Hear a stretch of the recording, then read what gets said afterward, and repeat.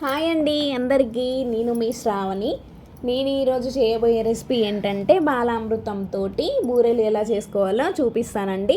ముందుగా దీనికోసం ఈ పిండి కోసం ఒక కప్పు, ఈ రెసిపీ కోసం ఒక కప్పు బాలామృతం పిండి తీసుకొని దాంట్లో గోధుమ పిండి తీసుకొని కలుపుకోవాలండి. ఒక కప్పు బాలామృతం పిండికి 3 స్పూన్ల గోధుమ పిండి వేసుకున్నాను. కొంచెం ఎక్కువ కూడా వేసుకోవచ్చు, కానీ నాకు ఇది చాలా అనిపించింది, అందుకే నేను ఇది వేసుకున్నాను.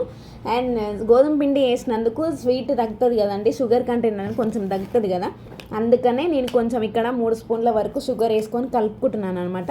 ఈ పిండి కలుపుకోవడానికి మనం వేడి నీళ్ళు అంటే కొంచెం క్రిస్పీగా వస్తాయండి. వేడి నీళ్ళు వేసిన కలుపుకోవాలి.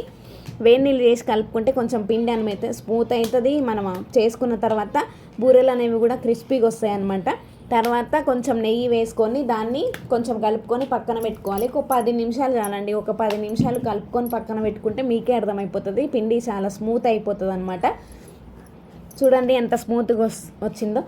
ఈ వీడియోని కనుక లాస్ట్ వరకు స్కిప్ చేయకుండా చూడండి. అలాగే నా వీడియో నచ్చితే లైక్ చేయండి, షేర్ చేయండి, సబ్స్క్రైబ్ చేసుకోండి, కొంచెం సపోర్ట్ చేయండి.